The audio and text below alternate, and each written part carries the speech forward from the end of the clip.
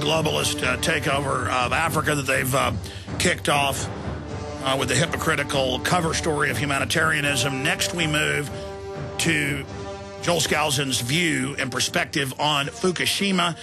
Now, even the 5th reactor that had been successfully shut down even before the earthquake and subsequent tsunami is now smoking, going back 12 days ago, only a day into this. We're now into day 13. The Japanese admitted partial meltdown. I've had many physicists on, experts in radiation releases. They say that if you're having ion beams shooting out of multiple reactors, that means that fission is going on. If the MOX reactor number 3 that has weapons-grade plutonium in it, 7%, 93% uranium, continues to melt down. And some of these reactors are over 750 degrees Fahrenheit, 400 degrees Celsius. It will purify the plutonium out in one level, the uranium in another, and then other lighter fissile materials on top. If there is any type of explosion, that's how a nuclear weapon uses. They have shaped charges, plastic explosives around the uranium or plutonium and the different variants of weapons. They also have systems where they fire a plutonium bullet into uranium. There's a lot of different systems, but the point is the Russians, in 53, had one of their reactor storage facilities blow up in a nuclear explosion, and we've covered that with physicists and historians in the last 13 days, that there is a real danger, not just of Chernobyl events where it spews even more into the air and it comes across the Pacific to the North America, but an actual nuclear explosion. Do you concur with that analysis, Joel Skousen, from your deep research into nuclear threat, nuclear war? And because, I mean, this is your main forte. That's why, of course, you've written the book, Strategic Relocation, that we're going to start a PowerPoint on as you direct us here via telephone. We'll have that up for PrisonPlanet.tv viewers. But as radio listeners follow along, they should get the book, Strategic Relocation, the huge coffee table book with, you know, the color photos and diagrams and maps. It's just amazing. Again, available at Infowars.com. But your view on Fukushima and where this is going. Well, I agree with all of that assessment except the last one. I don't very strongly don't believe that it could actually turn into a nuclear explosion. It, at best, would be a dirty explosion based on hydrogen, but even that is unlikely. I'm not giving a Pollyanna scenario here. In fact, we've dodged a bullet because there have not been any high-altitude funeral pyre-type fires like we had at Chernobyl, which essentially didn't have a containment chamber around it. Sure. Let me stop you, though. Bob Bowman was on here a week and a half ago, 3 degrees in nuclear physics, and he said he didn't think anything would happen at 5 and 6 because they'd already been shut down before the disaster, and now 5 is smoking and having big problems. So it's not possible, as some physicists have said, that there could be an explosion? Absolutely not possible to have a nuclear explosion. Only a dirty explosion with hydrogen, but not a nuclear explosion. I repeat, that is not true. And okay, explain that to me, because that's good news. Because it's extremely difficult to get nuclear particles to explode in a fission-type bomb. It's just very, very difficult. It has to be perfectly done. It has to be perfectly controlled. There's no way when you have all of the mixing in the melting process of zirconium and other things that you're going to get the concentrations of purity that allow. And then you have to have, of course, a tritium trigger or something, very powerful injection of nuclear material into the middle of a controlled, contained mass to set off those types of reactions. Not possible. Okay, so when they talk about explosions then, because they do call it a dirty fission explosion, I mean, they're having some fission going on just with the melting, yeah. So maybe that's where I got confused. No, but that's fission of a totally different variety. That simply resolves itself in melting. And when you start then melting in top of this is what happened in Chernobyl. You didn't have the containment, the massive amount of steel and concrete around it. So when you start melting the steel of the building and everything, it just turned in. It's just like adding oxygen and flame to a fire. And that's how that stuff got up to 30,000 feet and carried for hundreds and hundreds of miles and even circled the globe. But that's not going to happen here. What we're going to get is a nuclear nightmare into the water around there because the particles coming out, most of it escaping from these containment chambers, are still being mostly filtered. I think that a lot of those filters have been compromised. So we're getting some nuclear release, but most of it's still being contained inside or coming out in the water release drains coming out of this. I'm also afraid that you are correct that we're not out of the woods yet, because there are signs this week that their containment, which has leveled off for about 3 or 4 days, is now starting to decrease. The temperatures are rising. The amount of radiation is getting stronger. I think the pools, which they overloaded with spent fuel, are still continuing to heat up and not cool down, even though some cooling water has been restored in 5 and 6. There are signs that this is getting away from them. Now, I still don't believe it would be a Chernobyl-type event, but it could be a lot worse, and I think the greatest danger that we're facing is this stuff falling into the ocean, getting into the fish and the seafood, and this going up into Alaska and affecting all of the seafood that comes out of our northern waters. What's your concern with the 640,000 spent fuel rods they were storing, many of them on top of reactors that have had the big hydrogen explosions? They're admitting that a lot of that did blow into the ocean. They are picking up all sorts of radiation in the food and water, according to the Tokyo News and the Kyoto News, 1,600 times safe levels.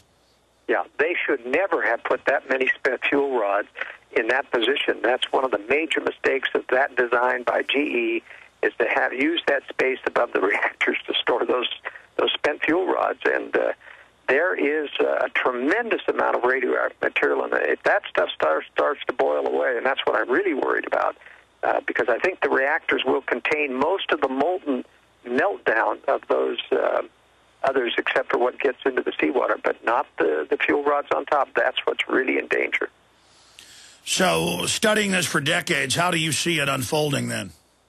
I still feel that this is going to be at worst, a deadly potential problem for Japan and for the ocean sea life. I repeat, I do not believe we're going to get any significant amounts of radiation in the air, because it just hasn't got high enough into the altitude to get there. And in fact, I'm monitoring every single day the numerous, we got 20 or 30 radiation detectors all along the West Coast, and they have not shown one blip upwards yet. So there is. What about the federal government saying they've seen increases in radiation, but that it's not very high? Not here. That was in the air around Japan. There is no detector, and I'm watching all of them, Alex. There's no detector that's shown any increase whatsoever in radiation carried by the air here. But we're going to have to watch the waters, because that current, the Japanese currents, comes up to Alaska and down the West Coast. And that could be the real hidden danger, because whether it's swimming or whether it's fish or anything that comes out of that ocean. Well, here's an example. You know, you go to the Texas coast and coconuts from thousands of miles away wash up, or message in a bottle. And I have looked at those currents. They go up and around Alaska, down the coast. Other currents come up. And if you've got seaweed or plants or fish, we know that stuff goes all over the ocean. And the type of half-life we're talking about with plutonium and uranium, what happens then? Well, first of all, I think the plutonium part will be kept within the reactor vessel. That's one upgrade from the other reactor vessels. Even though if there's a partial meltdown, I think it's going to be contained. So I don't think we have to worry about plutonium. And the half-life of the other ones are sufficient, like iodine is about 8 days. And so a lot of that is going to be deactivated by the time it floats up the current. But nevertheless, the fish, that eat that stuff, we're going to still see some higher levels in Japanese. I wouldn't be buying any sushi in the future. And I'd be careful that we monitor the Pacific salmon, which is our richest crop coming out of Alaska, as well as, actually about 3/4 of all of our best fish in the West Coast comes from Alaskan waters, and we've got to watch that. Well, I respect your views, and I hope you're right on all of this, but it's a dire situation, but a little less worse in my mind after talking to you. Let's shift gears, though. Why have you been focused for so long on the nuclear threat, on strategic relocation? Was it because you noticed elites getting prepared a long time ago? We're about to go to break, but give us a synopsis ahead of going into more detail on strategic relocation. Well, my concern, of course, is strategic relocation is the major threat to all of us is population density. I mean, look at what's happened. I can still get the products that I eat out here in areas which don't have high population densities. But anybody trying to get potassium iodide or radiation detectors or anything in the survival preparedness community, even food in a major metropolis like the Los Angeles area, or even Austin, Texas, where you are, is just out of luck. Massive densities of people is your biggest threat, because in any crisis, it simply strips the supply clean within a day, and you're stuck. So many people panicking. I just want to mention, too, even though you should be trying to get potassium iodide stockpiled, don't be taking it now. Absolutely. You're wasting it. In other words, save it for a time when there actually is radiation in the air. And as I tried to tell in my World Affairs brief a couple of weeks ago, remember, just keep it from getting ingested in your lungs. Wear a mask. Have a respirator. It doesn't even have to be a gas mask. Just one of these paint respirators that's $30 from Home Depot is sufficient to stop any of that to getting into your lungs. Don't make sure you use filtered water. Get a big Berkey, and make sure that you don't ingest it, and then it's not as dangerous and not a problem. But the bottom line is, you get 37 million people in Tokyo, 30-plus million Mexico City, 10 million Los Angeles metro, 14 million New York metro. All of this going on, human populations themselves are a bomb a few weeks after one of these disasters, because even in Japan, and they're very well behaved and ordered, they're running out of food, they're running out of water, people are starting to get angry.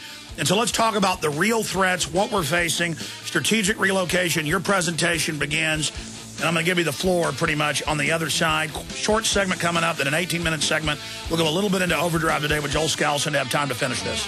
Do you want to learn more about preparing for the hard times ahead? Have you ever thought about actually getting off the grid and becoming truly self-reliant? Introducing Off the Grid News, a weekly newsletter for independent Americans who want practical advice on how to survive and even prosper in an increasingly dangerous world. It's the best way to get a black belt in emergency preparedness, survival skills, and off-the-grid living. Packed with hard-hitting information on gardening, food preparation, alternative energy, and home security, there's simply nothing like it. And the best part, this $100 annual subscription is now free of charge. Simply sign up today and you'll also get our hard-hitting report, Food Shock, Why 2011 Could Be the Single Most Important Year in American History to Plant a Family Garden. It's absolutely free for listeners who sign up at offthegridnews.net. That's offthegridnews.net. Get your free Food Shock right now at offthegridnews.net.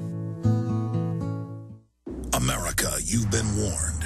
For weeks, we've been warning you about a single event we believe will happen in the next 12 months that will shake the very foundations of our nation. We've told you about the video that details this shocking prediction. So far, over 6 million people have watched this free video online. Have you? Again, this big event has nothing to do with war or the stock market, yet it could change everything about your normal way of life. The way you shop, travel, invest, educate your children, and even how you take care of your health and your family. Could this really happen? Well, the man who created this video has been right about many predictions in his career. He was among the first to predict the collapse of GM, Fannie Mae, Freddie Mac, and America's biggest mall owner, General Growth Properties. In fact, Barron's called his work a dire prophecy. If you haven't taken time to watch this free video, do it right now. You may never think about America the same way again. You can find the free video at endofamerica3.com. Again, that's www.endofamerica3.com. Watch the free video at endofamerica3.com. That's endofamerica3.com.